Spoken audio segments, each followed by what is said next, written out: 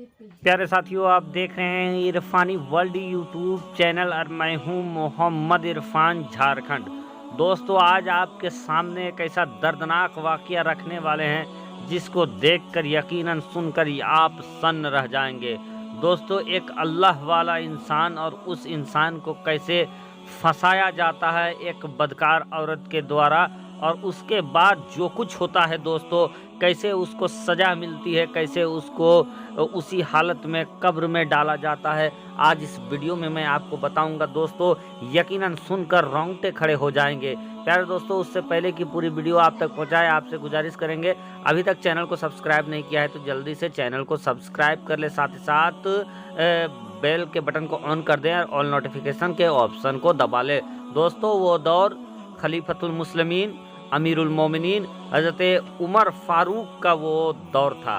दोस्तों, एक इंसान जो मदीनतुल मुनव्वरा के बाहर का रहने वाला था, एक बार वो इंसान मदीनतुल मुनव्वरा आता है और आने के बाद प्यारे आका मोहम्मद मुस्तफ़ा सल्लल्लाहु अलैहि वसल्लम के रोज़े में जाता है, और रोज़े में जाने के बाद दोस्तों बेइंतहा रोता है सरकार की जाली को पकड़कर। प्यारे दोस्तों, अल्लाह तबारक व तआला ने उस इंसान को बला की खूबसूरती अता किया था। इस कदर खूबसूरत था कि जो भी देखता उसको देखता ही रह जाता। प्यारे दोस्तों, वो इंसान जब बाहर से मदीनतुल मुनव्वरा आया और सरकार की बारगाह में एक बार पहुंचा, तो दोस्तों फिर उसका दिल बाहरी दुनिया से नहीं लगने लगा।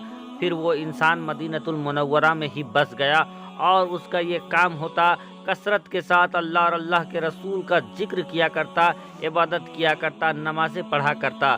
दोस्तों, उस इंसान के बारे में अमीरुल मोमिनीन खलीफतुल मुस्लिमीन हज़रत उमर फारूक को भी उनके बारे में पता चलता है। अमीरुल मोमिनीन उस इंसान, उस पारसा, उस नेक इंसान के पास आते हैं और आने के बाद उससे कहते हैं कि मैंने आपके बारे में सुना है, आप बड़ा ही नेक है और इस कदर अल्लाह और अल्लाह के रसूल के जिक्र करते हैं कि मैं भी आपको बहुत पसंद करता हूँ।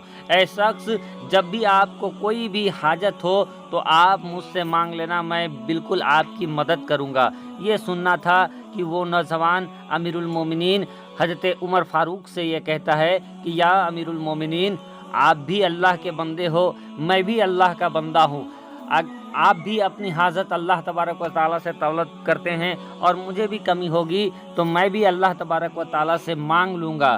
बहरकैफ दोस्तों, अमीरुल मोमिनीन उसकी बातों से काफ़ी खुश होते हैं और उससे कहते हैं कि जब भी कुछ मदद चाहे तो आप हमें बेहिचक याद कर लीजिएगा। बहरकैफ दोस्तों, वो इंसान इसी तरीके से मदीनतुल मुनव्वरा में रहने लगा और रहते रहते दोस्तों एक लंबा अरसा गुजर गया। हत्ता कि वो दौर भी आया जब मदीनतुल मुनव्वरा से लोग हज बैतुल्लाह के लिए मक्कतुल मुकर्रमा जाने लगे। जब मक्कतुल मुकर्रमा हज के लिए जाने लगे तो इस इंसान ने भी हज जाने का फैसला किया और उन्हीं लोगों के साथ उसी काफ़िले में ये भी शामिल हो गया। अमीरुल मोमिनीन हज़रत उमर फारूक को जब पता चला तो वो काफ़िले वालों के सामने आते हैं और उनसे कहते हैं कि काफ़िले वालों, तुम इस इंसान का ख्याल रखना, ये काफ़ी मुत्तकी परहेजगार और नेक अल्लाह का बंदा है, तुम इनका ख्याल रखना। बहरकैफ दोस्तों, वो इंसान हज बैतुल्लाह में निकल जाता है। हज बैतुल्लाह में जब निकल जाता है दोस्तों, तो दौरान हज उसी काफ़िले में एक औरत रहती है।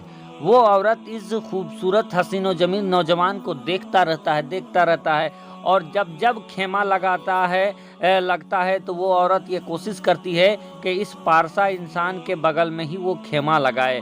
बहरकैफ दोस्तों, एक दिन वो औरत क्या करती है कि इस पारसा इंसान के खेमे के अंदर आ जाती है और आने के बाद उस इंसान से ये कहती है कि इंसान, मैं आपको बहुत दिनों से देख रही हूँ और मैं आपके खूबसूरती पर फिदा हो गया हूँ और मैं आपसे गुनाह का ख्याल रखती हूँ। इतना सुनना था कि वो इंसान कांप जाता है और वो कहता है, ए अल्लाह के बंदी, अल्लाह से डरो, तुम हज के लिए निकली हो और ये क्या बकवास कर रही हो, ये क्या गलत बात कर रही हो। वो औरत कहती है कि अगर तुम मेरे बात को नहीं मानोगे तो मैं तुम्हें बदनाम कर दूंगा, मैं चीख चिल्ला कर ये कह दूंगा कि आप मेरे साथ गलत काम कर रहे हैं। बहरकैफ दोस्तों, वो अल्लाह वाला कुछ भी जवाब नहीं देता है। अब जब वो औरत ये देखती है तो वो झिल्लाकर उनके खेमे से बाहर निकल जाती है, और बाहर निकलने के बाद वो एक दिन क्या करती है कि अपना सारा असरफी जो होता है, पैसा जो होता है, जो दौराने हज के लिए वो रखी थी, उसको एक पोटली में डालकर वो चुपके से इसी अल्लाह वाले के खेमे में जाकर छिपा देती है, और उसके बाद बाहर में शोर करने लगती है कि हमारा पैसा चोरी हो गया है। दहत्तल इनकान तमाम जो काफिले वाले हैं आते हैं, और आने के बाद सब के जो खेमा है उसको चेक किया जाता है। चेक करने के बाद कहते हैं कि आपका पैसा तो नहीं मिल रहा है। उसके बाद वो कहते हैं कि सिर्फ एक ही खेमा अब उस अल्लाह वाले का बचा हुआ है, लेकिन वो इतना मुत्तकी, इतना परहेजगार है, रोज़ा नमाज का पाबंद है कि वो इस तरीके का गलत काम नहीं कर सकता है। लेकिन दोस्तों ये औरत क्या थी कि जबरन लोगों को कहती है नहीं, पैसा ऐसा चीज़ है कि किसी का भी नियत फिर सकता है, आप उसकी भी खेमे की तलाशी लो। बहरकैफ दोस्तों लोग जाते हैं और उनसे माजरत मांगने के बाद उनके खेमे की तलाशी लेते हैं। अभी खेमे की तलाशी शुरू ही हुआ था कि एक इंसान को उस औरत के द्वारा छुपाया गया पैसा मिल जाता है। अब आना था, पैसा मिलना था कि लोगों के निगाह में ये इंसान बहुत बुरा हो जाता है। लोग भला बुरा कहने लगते हैं और इसके साथ मारपीट भी करने लगते हैं, और लोग कहने लगते हैं कि हम लोगों ने आपको क्या समझा था और तुम क्या निकले, तुम लोगों के दिखावे के लिए ही नमाज रोज़ा किया करते थे, अच्छी अच्छी बातें किया करते थे, और अंदर से तुम गलत इंसान हो। बहरकैफ दोस्तों इस इंसान को खूब मारते हैं ये लोग और जंजीरों में बांध देते हैं, और वो कहते हैं कि बांध के इसको यही छोड़ दो, आते वक्त हम इनको अमीरुल मोमिनीन के बारगाह में ले जाएंगे। बहरकैफ दोस्तों वो इंसान इसरार करता है कि आप मेरे साथ जो कुछ करना है कीजिए, लेकिन मुझे बांध के छोड़िए नहीं, बल्कि मुझे भी हज के लिए जाने दे।